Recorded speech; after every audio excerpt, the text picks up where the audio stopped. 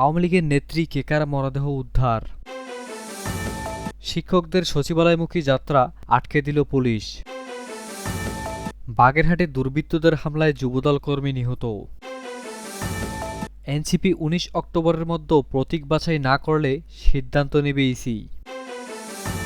NCP একক অথবা জোটে নির্বাচনে যেতে পারে, যা জানালেন সার্জিস আলম।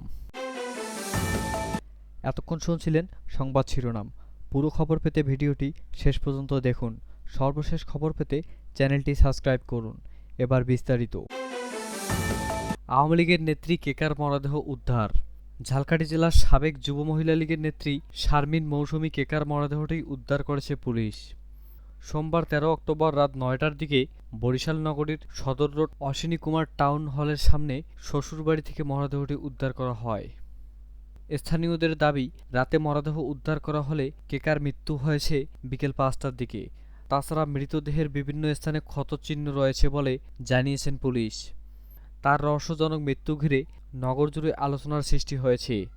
নিহত কেকা বরিশাল নগরীর সদর রোড এলাকার হিরণ আহমেদ লিটুর স্ত্রী ও ঝালকাঠি জেলা যুব মহিলা লীগের সাবেক সাংগঠনিক সম্পাদক ছিলেন। তিনি সাবেক মন্ত্রী আমির হোসেন আমুর ঘনিষ্ঠ ছিলেন বলে জানিয়েছেন স্থানীয়রা। বরিশাল মেট্রোপলিটনের কোতোয়ালি মডেল থানার উপপরিদর্শক আব্দুল মাজেদ বলেন, সরকারি জরুরি সেবা ৯৯৯ এর সংবাদ পেয়ে ঘটনাস্থলে এসে দেখি একটি রুমের ভেতরে মরদেহটি পড়ে আছে। আমরা সংবাদ পাওয়ার কয়েক ঘন্টার আগেই তার মৃত্যু হয়েছে। মৃত্যুর সঠিক কারণ এখনও জানা যায়নি, তবে নিহতের শরীরে কয়েকটি স্থানে ক্ষতচিহ্ন রয়েছে। নিহতের স্বজনদের অভিযোগ, কেকাকে তার শ্বশুরবাড়ির লোকেরা হত্যা করেছে। মৃত্যুর খবর চাপা রাখতে তারা কাউকে জানায়নি। এমনকি যে রুমের ভেতরে কেকার মরদেহটি ছিল, সেই রুমের সামনে স্বামী লিটু একটি রামদা নিয়ে বসেছিলেন। তিনি কাউকে রুমে প্রবেশ করতে দেননি।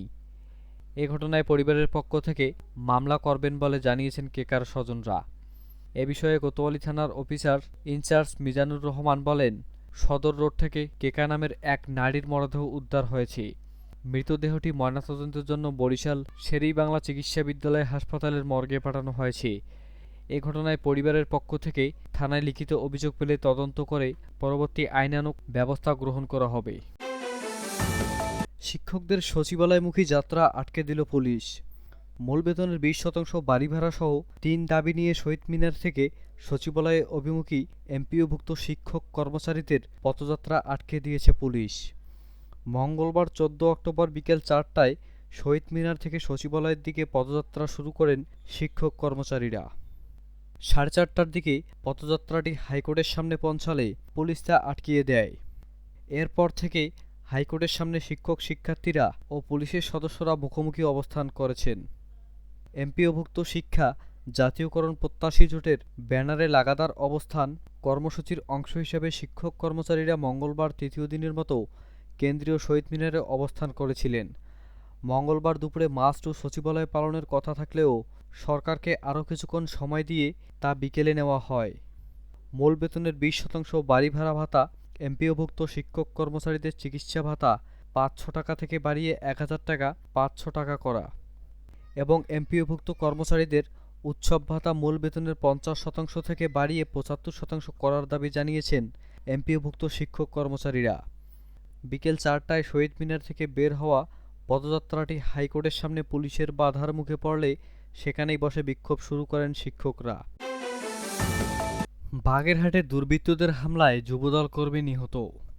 বাগেরহাটের কচুয়ায় দুর্বৃত্তদের হামলায় জাহিদুল ইসলাম মিন্টু নামের এক যুবদল কর্মী নিহত হয়েছেন। গতকাল সোমবার রাত ৩:৩০টার দিকে খুলনা মেডিকেল কলেজ হাসপাতালে তার মৃত্যু হয়। তিনি কচুয়া উপজেলার শিবপুর গ্রামের বাসিন্দা।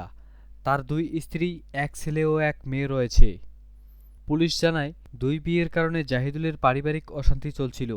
সোমবার গভীর রাতে শিবপুর এলাকায় নিজ বাড়িতে প্রথম স্ত্রীর সঙ্গে বাকবিতণ্ডার এক পর্যায়ে বাড়ির বাইরে থেকে ৮-১০ জন এসে জাহিদুলকে মারধর ও ধারালো অস্ত্র দিয়ে আঘাত করেন। গুরুতর আহত অবস্থায় উদ্ধার করে তাকে বাগেরহাট জেলা হাসপাতালে নেন পরিবারের সদস্যরা।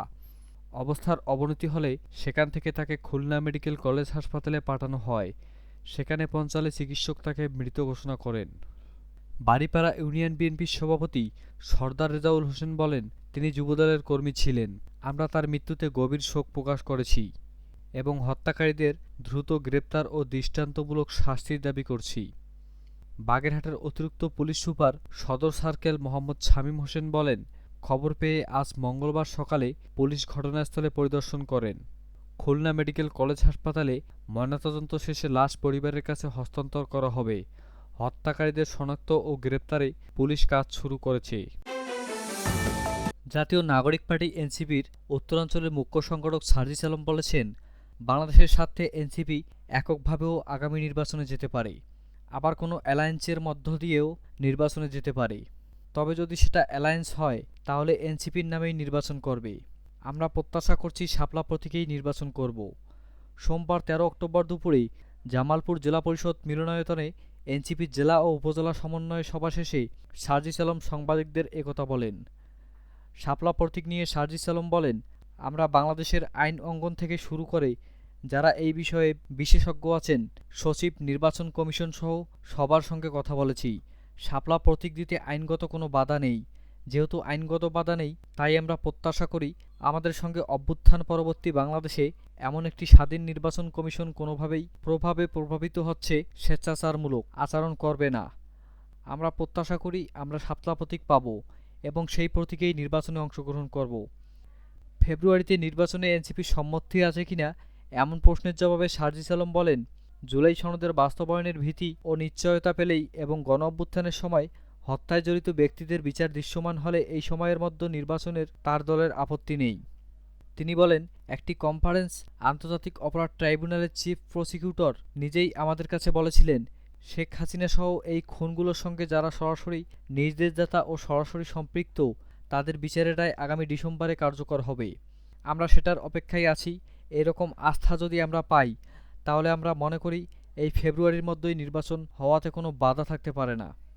সংখ্যানুপাতিক প্রতিনিধিত্ব পিআর পদ্ধতিতে নির্বাচনের দাবির বিষয়ে সার্জিস আলম বলেন, এনসিপি মনে করে যে বাংলাদেশের বর্তমান বাস্তবতায় উচ্চকক্ষের পিআর হতে পারে এবং এটা জানিয়েছে ঐক্যমত কমিশন। আমরা মনে করি উচ্চকক্ষে যদি পিআর বাস্তবায়নযোগ্য হয়, সফলভাবে মুখ দেখে এবং বাস্তবায়ন হয়, আগামী দিনে বাংলাদেশের মানুষই সিদ্ধান্ত নেবে নিম্নকক্ষে পিআর হবে কিনা। এই মুহূর্তে এনসিপি স্পষ্ট অবস্থান, আগামী নির্বাচনে আমরা উচ্চকক্ষে পিআরের পক্ষে এবং এ মুহূর্তে নিম্নকক্ষে পিআরের পক্ষে নই। সমন্বয়ক সভায় সভাপতিত্ব করেন এনসিপির যুগ্ম সদস্য সচিব লুৎফর রহমান।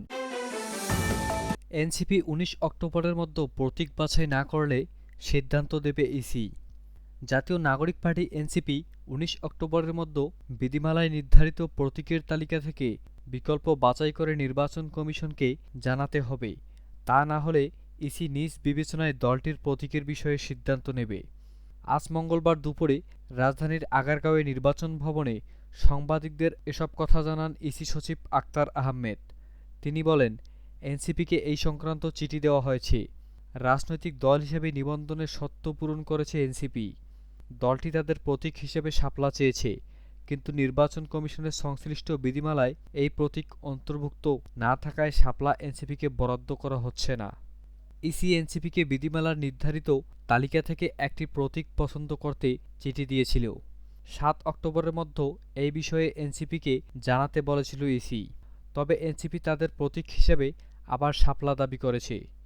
ইসির সিদ্ধান্তের বিষয়ে জানতে চাইলে সচিব আক্তার আহমেদ সাংবাদিকদের বলেন, এনসিপি শাপলা দাবি করলেও প্রতীকের তালিকায় না থাকায় তা বরাদ্দ দেওয়া যায়নি। ইসির সিদ্ধান্ত একই। কমিশন মনে করে তালিকায় শাপলা অন্তর্ভুক্ত করার দরকার নেই।